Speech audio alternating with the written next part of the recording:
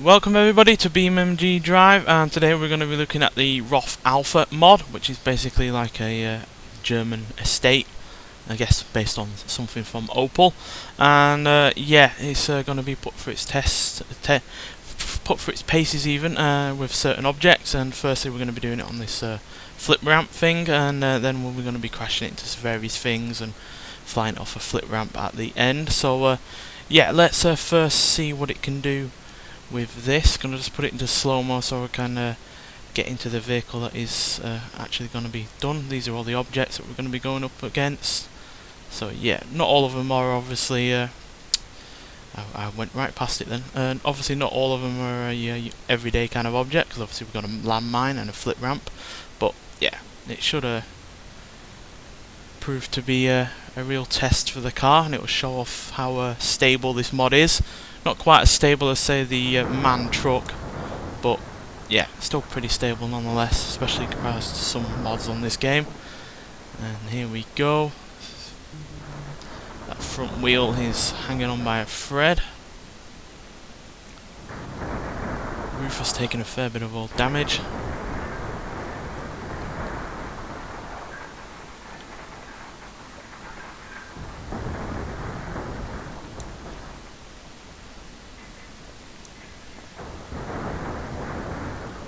Boot was opened up.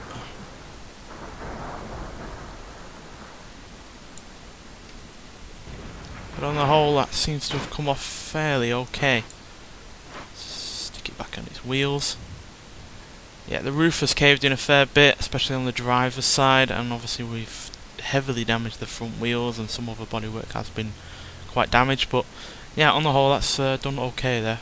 Most vehicles, when they're subjected to that kind of ramp, do not. Right, let's see what it does against Cinder Blocks. Now, most of these vehicles will come to about 60 odd mile an hour by the time they hit the object, so it's fairly even.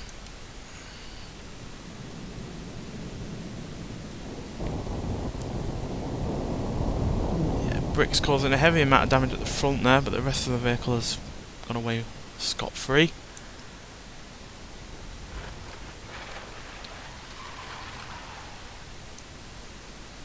Yeah, but the radiator is leaking, and it looks like one of the wheels is slightly off on the camber a little bit. But everything else, yeah, fairly okay. Right, now we're going to be hitting the rear end of a Caravan. The Caravan is obviously quite light, and it's obviously not got no brakes to hold it in place. It's also got that bull bar there at the back, but yeah, the Caravan has completely separated from its frame, meaning it's come off far worse than the car hitting it.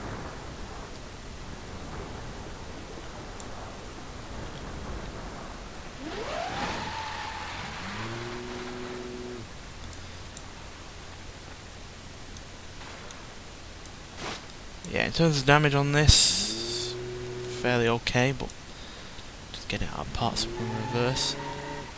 Yeah, no real more damage than the Cinder Blocks really. Cinder Blocks actually cracked the windscreen, so that's one thing this doesn't have going for it. But yeah, the radiator is still smashed, and yeah, obviously plenty of bodywork damage there, but it's holding up fairly reasonably well to everything that we've subjected it to so far.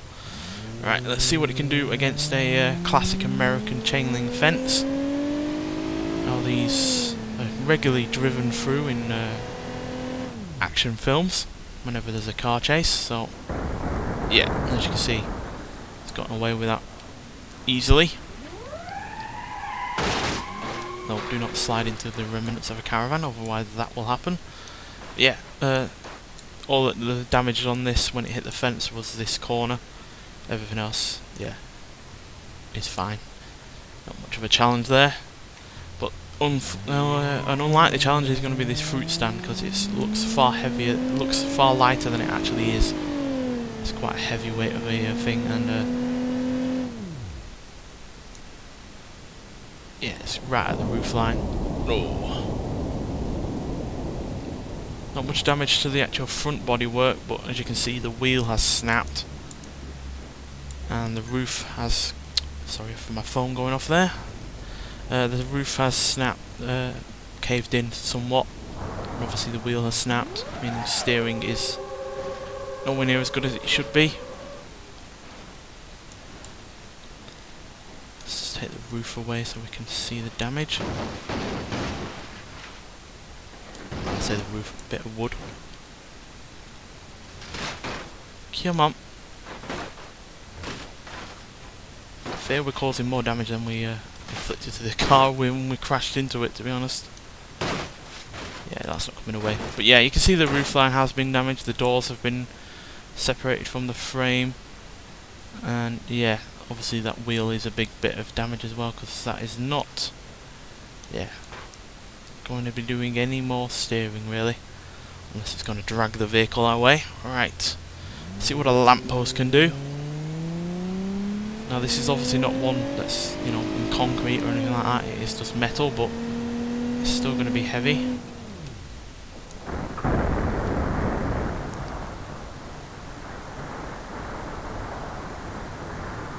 Yeah, that's quite a heavy amount of damage there.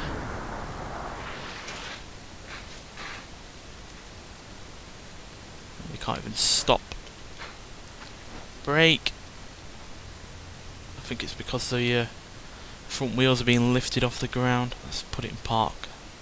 Yeah, the front wheels are being lifted off, so the braking capacity had been reduced. And yeah, the engine has completely broken. So yeah, that's the most damage that this car suffered from so far. And yeah, no surprise considering how heavy a lamppost is. Even if it is meant to be torn away from its base, it's still a heavy object. Right, now we're going to be going through the crash hard shed.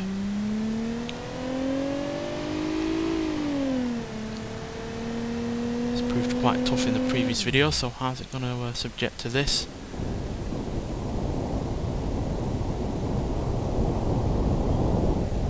Is it going to come through the other end? Oh, just about.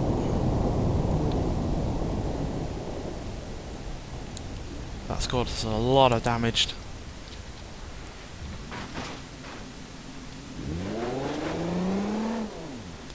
Let's try and drive this out.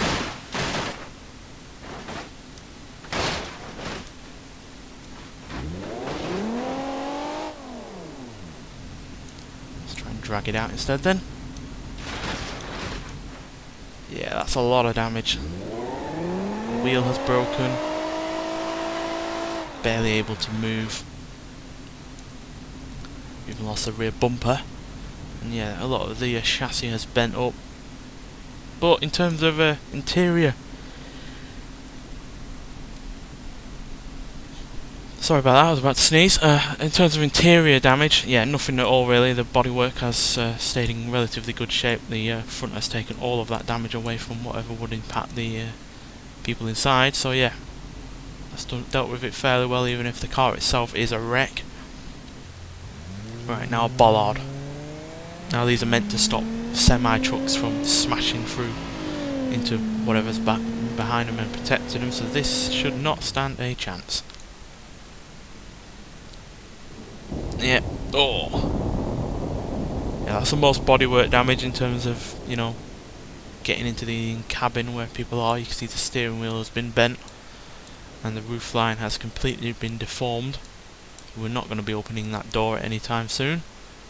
This door you probably won't be able to get open still, but yeah, that is a huge amount of damage. Driveline has been broken, engine has been broken, radiator has been broken. That wheel is clearly not the right angle anymore. So yeah, that's a huge amount of damage there. Right, let's see what a landmine can do to this. Now we're not going to slow it down because yeah, these seem to work better when you're in full speed. Whoa! We will slow it down though for this. Ow. Yeah, surprise surprise, a landmine does a lot of damage to a regular civilian vehicle. You have to say, considering all of the damage and the fact it did a big flip, the damage to the interior has yeah, been relatively minor. Just like the crash hard shed, to be honest, but yeah, the front has been decimated. You are not driving this anywhere in a predictable path anymore because you have no steering. So yeah, huge amount of damage to the front, even a little bit of damage to the rear, but yeah, interior wise, came off perfectly well. Right, let's see what a flip ramp can do. It's relatively similar to the first thing that we used to damage this car, but we're probably going to be going faster. Yeah.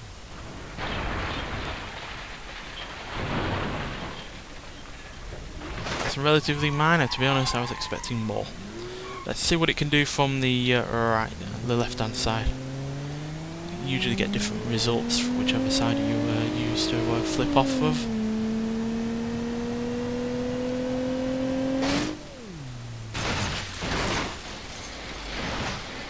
And nope. Instead of landing on our wheels, we've landed on our roof. So yeah, in terms of flipping off a ramp like that, which is obviously not something you're going to come across, but you might well come across a ditch or something if you've ever seen the Volvo XC90 crash test that I think they did on 5th gear at one point, where it landed in a ditch and then hit the end of the ditch that ramps up. It did a dramatic jump in the air, and yeah, this has come off fairly well considering it's done flip ramp at nearly 70 miles an hour. So yeah, bodywork has been damaged quite a fair bit. Obviously the roof line has come down a bit, but yeah, in terms of mechanically, it's pretty fine. Only damage was to the engine when it was upside down from oil starvation. So yeah, this Roth Alpha is a pretty damn good car, to be honest. It's a really rather solid mod. There's very few in the glitches that it has to deal with. Obviously, if you put it in a few more tests, like crashing it between two lorries or something like that, it might well come unstuck in terms of being stable. But in terms of doing stuff like this, yeah, it's fairly really good and good fun, and you can get it in several various guises as well. You can get it various different estates. You can get it diesel engines, you can get it as a custom V6 or a car killer or drift beater stance, and you can also get it in a saloon version. But I went for the estate because it's not often that we get many estates on this game, even in terms of mods. So yeah, that's why I gave it a try. But yeah, get out there and download it. It's on the BeamNG website, the forums, where you can download all sorts of mods. And yeah, get out there and enjoy it as much as I do. Nonetheless, thanks for watching, and I'll see you in the next one. Bye.